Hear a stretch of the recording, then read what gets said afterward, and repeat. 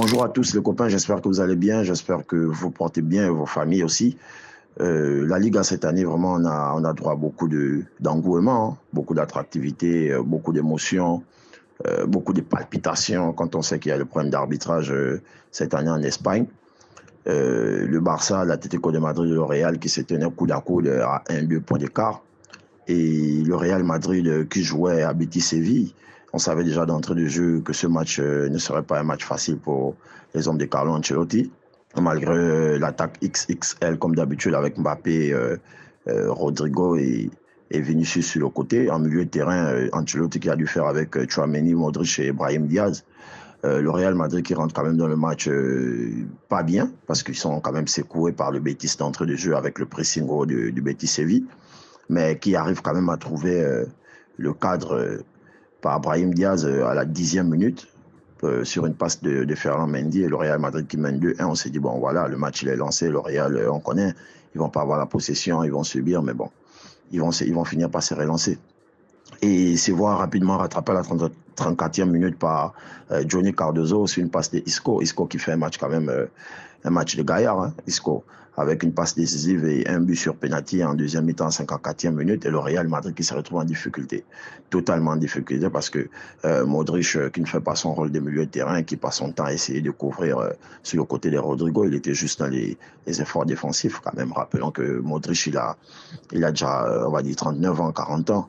C'est compliqué de tenir le match sur le long terme avec cette pression que le Betis Séville mettait. On a un Rudiger quand même qui nous fait un match vraiment catastrophique. Rudiger, c'est catastrophique. Déjà, je comprends pas comment Carlo Ancelotti, sur les 2-3 derniers matchs ou sur les derniers matchs, déjà dans lesquels le Real se fait perdre des points cette année, Asensio n'a pas joué. Asensio, c'est l'homme fort, disons les termes, c'est l'homme fort, c'est l'homme fort aujourd'hui du Real Madrid en défense centrale. Il voit Asensio dans une phase quand même qui est en train de progresser et tu arrives quand même à l'éteindre en lui mettant au banc, c'est dur pour le moral. Alaba, blessure qui n'est vraiment pas dans le match. Alaba s'est fait manger sur tous les domaines du match, que ce soit sur le domaine aérien, que ce soit balle au pied, que ce soit défensivement, le repositionnement. Alaba, il était éclaté. Rudiger aussi, vraiment, c'était compliqué pour le Real Madrid. Arda Güler en milieu de terrain qui est rentré à la place de Brahim Diaz qui n'a pas su trouver cette justesse technique qu'on connaît d'Arda Güler pour lancer quand même l'attaque. Mbappé aussi qui a eu beaucoup de mal quand même aujourd'hui quand on sait qu'il a perdu. Bon, pas il a perdu. Il s'est vu extraire une dent il y a quelques jours. Et Hendrick est rentré qui n'a pas su aussi trouver le cadre. Kamavinga qui a remplacé Alaba après même directement le but à la 54e. Ancelotti qui a fait 5 minutes après le changement d'Alaba. Ça veut dire ce que ça veut dire. Mendy qui est sorti pour Franck Garcia qui est rentré. Vinicius qui prend un carton jaune. En fait, le Real Madrid n'était pas dans le match. La preuve, on a vu aucun joueur du Real Madrid n'aller en conférence de presse. Carlo Ancelotti, il a été clair dans la conférence de presse. Si on joue comme ça, comme on a joué, on ne va gagner aucune équipe, on ne va pas gagner l'Atlético de Madrid. Parce que le Real a fait un match catastrophique. Le Real n'était vraiment pas dans tous les domaines. Vraiment, quand c'est pas bon, il faut dire c'est pas bon. Même Mbappé, c'est vrai que en jambes, c'était l'un des joueurs les plus dangereux. Parce que quand il touchait le ballon, je pense que même le but de Brahim Diaz, c'est Mbappé qui sème la révolte. C'est lui qui accélère et qui fait la passe de l'autre côté excentré à Mendy et Mendy qui fait un retrait pour Brahim Diaz. Donc, le Real Madrid impuissant et qui se voit perdre 3 points au Betis Séville. Isco qui a fait un gros match XXL, qui est sorti, je crois, MVP de la rencontre. Donc le Real qui coince au Betis et qui perd 3 points. Et on avait l'Atlético de Madrid qui jouait face à Athletic Club Bilbao. Et l'Atlético de Madrid aussi face à l'Atlético Club Bilbao, c'était quand même un match très très fermé parce que des deux côtés, on n'avait pas beaucoup d'action. La possession, elle était presque équitable. Les hommes de Diego Simeone qui se sont vus quand même bousculés par l'Atlético de Madrid avec quelques actions de Nico Williams, Iñaki Williams, mais sans plus. Et il fallait attendre le changement à la deuxième période du champion du monde Julian Alvarez à la place de Llorente, qui est venu inscrire ce seul but de la rencontre, 1-0, et l'Atlético de Madrid qui s'est imposé et qui avait pris, sinon repris provisoirement la tête de la Liga en attendant le match du FC Barcelone le dimanche en après-midi à 16h. Le FC Barcelone qui s'est imposé face à Real Sociedad Vraiment, c'était un match facile. Vraiment, c'était un match donné de la part des Catalans. Ils se sont imposés à domicile 4-0 avec le but du latéral Martin, Casado en milieu de terrain. C'est une frappe de Olmo. Aro qui s'est vu scorer sur la tête et Lewandowski qui a marqué à la fin. Mais le Barça, quand même, je pense que cette année, ils sont dans une bonne phase. Ils sont dans une bonne dynamique. Le club vit bien. L'équipe est en forme. Flick qui fait du flic. 124 buts en combien de matchs pour cette année, c'est énorme. C'est vraiment énorme. On a quand même un Lewandowski aujourd'hui qui a du mal. Tu sens qu'il n'a plus 25 ans. Lewandowski aujourd'hui, tu sens qu'il a emprunté. Il a 36 ans. Il y a beaucoup de choses que Lewandowski, je pense qu'il y a 5 ans de cela, voire 6-7 ans de cela, il n'aurait pas raté. Aujourd'hui, tu sens qu'il est lourd, tu sens qu'il n'a plus les appuis, tu sens qu'il ne peut plus accélérer facilement, il ne peut plus appeler rapidement en premier poteau. Il y a beaucoup de réflexes qu'aujourd'hui Lewandowski n'a plus, mais ça reste quand même un tueur parce que voilà, il a fait ça toute sa vie et il a toujours été dans les standards des grands neufs.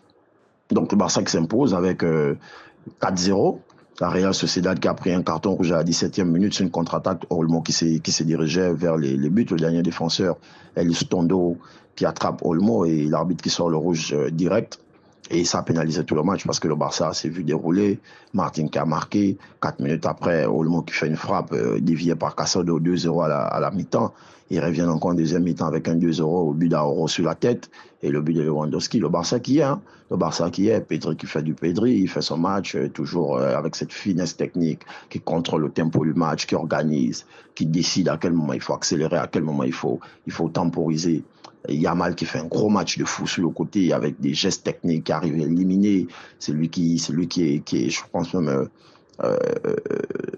l'homme qui a apporté plus on va dire quoi, de regard sur lui. Après, c'est vrai que Olmo fait un gros match parce que Olmo, techniquement, je pense que Olmo, c'est le summum au Barça. C'est vrai, Pedri, il a cette finesse, mais Pedri, il est plus en mode organisation, gestion, tempo. Mais Olmo, il est plus trashant, en fait. C'est quelqu'un qui s'est quand il se projette vraiment, c'est parce que il s'est dit, les gars, on va marquer. C'est lui qui prend le ballon, qui va vers l'avant. C'est Olmo. C'est Olmo qui décide, en fait, de l'accélération. En fait, Olmo, il ne sait qu'avancer. Alors que Pedri, parfois, il peut reculer. Parfois, il peut jouer bas. Parfois, il peut jouer en retrait. Mais Olmo, il ne joue pas en retrait, il ne recule pas. Olmo, c'est quelqu'un qui se projette. En vrai, Olmo, je pense que cette année-ci, il trouve son rythme et il limite un peu la casse au niveau des blessures. Et il arrive à être constant. Je pense qu'il fera extrêmement du bien au FC Barcelone. Vraiment extrêmement du bien au FC Barcelone. Parce que Olmo, c'est quelqu'un qui ne joue que de l'avant. C'est l'un des seuls joueurs au Barça qui rarement, je l'ai vu, jouer de l'arrière. Il ne joue que de l'avant. Et ces joueurs-là, c'est des joueurs, après on connaît toute la palette technique de Olmo, hein. Balle au pied, justesse, les petits espaces, il va t'éliminer sur un petit point d'un contrôle. Olmo, ça peut être le facteur X. Pedri, on sait c'est Pedri. Après, Casado aussi qui fait un bon match parce que Casado, c'est quelqu'un qui casse beaucoup de lignes. C'est quelqu'un qui est beaucoup dans la récupération. C'est quelqu'un qui est beaucoup. Il est plus. C'est un cheval en fait. C'est quelqu'un qui se balade sur le stade, qui couvre le latéral, qui remplace le défenseur central. Vraiment, il peut tout faire, Casado. Vraiment, il peut tout faire. Donc, le Barça qui reprend la tête de ce championnat avec 57 points. Derrière, l'Atlético de Madrid, 56 points. Et le Real relégué à la troisième place avec 54 points. Je pense quand même que cette année, la Liga va nous servir beaucoup de choses. Nous sommes qu'à la 26e journée. Quand on sait qu'on va jouer 39 journées, on a vraiment de quoi être excité, en fait. Je pense que cette année, la Liga va aller jusqu'au bout. Lewandowski qui est meilleur buteur avec aujourd'hui 21 buts. Kylian Mbappé derrière avec 17 buts. Et troisième, je pense qu'on a le garde de Sasuna, Bodimir avec 14 buts. Donc la Ligue a vraiment beaucoup de choses cette année. On a les problèmes d'arbitrage. On a les trois qui sont... Ça faisait quand même beaucoup d'années. On n'avait plus vu les trois équipes, Atlético de Madrid, Real Madrid et Barcelone, tête à tête, serré, coude à coude.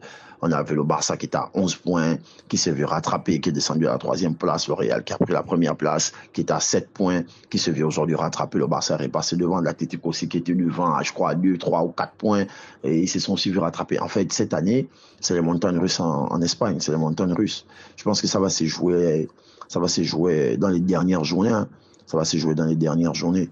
Mais vraiment, pour cette année, je pense que on ne s'ennuie pas, les gars. On ne s'ennuie pas.